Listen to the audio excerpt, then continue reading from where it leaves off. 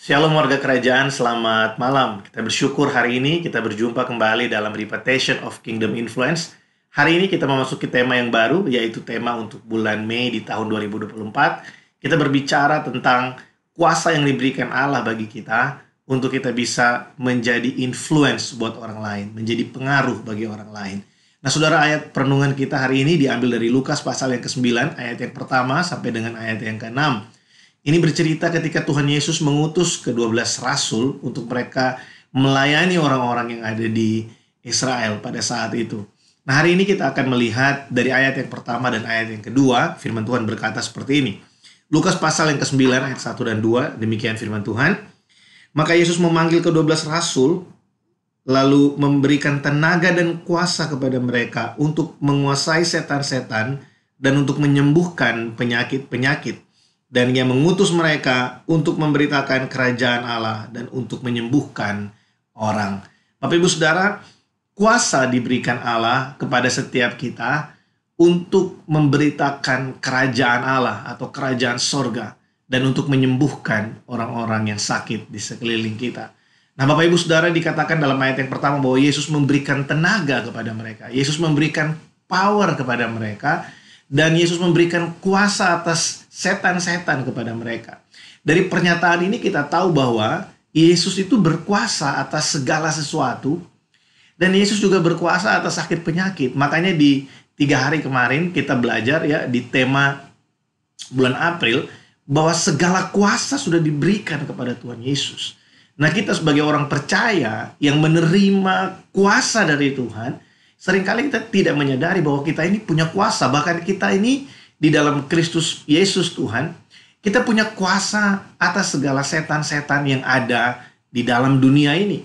Seringkali yang terjadi adalah kita ketakutan menghadapi iblis dan segala bentuk manifestasinya di dalam perjalanan kehidupan kita. Saudara, yang perlu kita bangun dalam hidup kita adalah seringkali kesadaran dan mengerti bahwa kita ini memiliki kuasa di dalam Kristus Yesus Tuhan. Kuasa itu bukan punya kita. Kuasa itu adalah milik Tuhan yang dipercayakan kepada kita. Supaya melalui kuasa itu kita dapat memberitakan kerajaan Allah. Perhatikan saudara, seringkali orang melihat bahwa pendeta A, pendeta B hebat ya. Hamba Tuhan A, hamba Tuhan B hebat ya. Saya ingin memberitahu buat kita begini, bahwa roh yang bekerja di dalam mereka semua juga adalah roh yang sama yang bekerja di dalam kehidupan setiap kita. Hanya seringkali kita ini tidak memiliki kesadaran bahwa kita diberikan kuasa oleh Allah untuk mengusir setan dan untuk menyembuhkan penyakit. Saudara, tentu yang menyembuhkan dan yang mengusir itu bukan kita. Kita hanyalah alat. Yang menyembuhkan dan mengusir adalah Tuhan Yesus sendiri. Makanya kita menggunakan nama Yesus. Segala doa dan permohonan yang kita berikan kepada Allah, yang kita naikkan kepada Allah, di dalam nama Yesus itu memiliki kuasa. Karena di dalam Dia, segala kuasa itu diberikan kepada kita. Waktu kita berdoa, dalam nama Yesus aku usir engkau iblis keluar. Dalam nama Yesus ada kesembuhan. Dalam nama Yesus terjadi pemulihan. Saudara, yang menyembuhkan bukan perkataan kita. Yang menyembuhkan bukan seberapa besar volume suara kita. Yang menyembuhkan adalah nama Yesus. Yang olehnya kita diberikan kuasa. Yang olehnya kita diberikan tenaga. Kita diberikan kemampuan untuk melakukan segala sesuatu. Seringkali membuat kita takut untuk berdoa. Bagi orang yang sakit adalah gini, kita pikir yang menyembuhkan kita. Kita pikir yang akan menyembuhkan orang itu kita. Enggak, saudara, yang menyembuhkan bukan kita, yang menyembuhkan Tuhan. Lalu gimana kalau kita berdoa dan orang itu gak sembuh? Apakah Tuhan tidak maha kuasa? Bukan. Apakah kita kurang iman? Bukan. Apakah orang yang kita doakan juga imannya kurang? Bukan. Waktu kita berdoa dan tidak terjadi sesuatu, saya sering mengalaminya, saudara. Ya, kita berdoa dan seperti tidak terjadi apa-apa. Saudara, kita harus melihat bahwa begini, sekali lagi yang menyembuhkan adalah Tuhan. Tuhan tahu kapan waktu yang terbaik untuk menyembuhkan orang itu. Dan Tuhan tahu rencana apa yang sedang Dia kerjakan dalam kehidupan seseorang. Dan saya percaya sungguh bahwa setiap doa kita tidak pernah sia-sia. Karena Tuhan selalu berbicara dalam segala situasi dalam hidup kita. Mungkin ketika kita berdoa untuk seseorang, Dan kalau Tuhan sembuhkan orang itu saat kita berdoa, Tuhan tahu kita belum sanggup untuk menopang rasa bangga yang begitu besar dalam hati kita. Atau masih ada hal yang ingin Tuhan selesaikan di dalam orang tersebut. Nah, saya percaya sekali bahwa Tuhan yang kita sembah bukanlah Tuhan yang murahan. Dalam pengertian, bukanlah Tuhan yang sembarangan memberikan kuasa dan memanifestasikan kuasanya dalam kehidupan ini. Tuhan selalu memanifestasikan kuasanya dengan tujuan. Tuhan selalu memberikan kuasa dengan tujuan. Dan dalam ayat yang kedua kita tahu tujuannya, yaitu supaya melalui kuasa yang Tuhan berikan kepada kita, kita memberitakan kerajaan Allah. Dan melalui pemberitaan itu, segala sakit penyakit disembuhkan. Saudara harus mengerti bahwa di konteks Yesus berbicara kepada orang Yahudi, mereka ini tinggal di tengah-tengah masyarakat yang menyembah dewa-dewi. Jadi sakit yang mereka alami itu sebagian besar terjadi karena mereka jatuh dalam penyembahan berhala. Karena mereka tidak lagi menjadikan Allah, Yahweh, sebagai satu-satunya penolong dalam hidup mereka.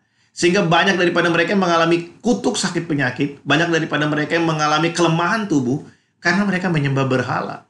Nah, saudara, hari ini berhala dalam kehidupan manusia modern bukan lagi patung, bukan lagi gambar-gambar yang ditaruh di dinding, bukan lagi pepohonan dan tumbuhan dan benda-benda yang lainnya.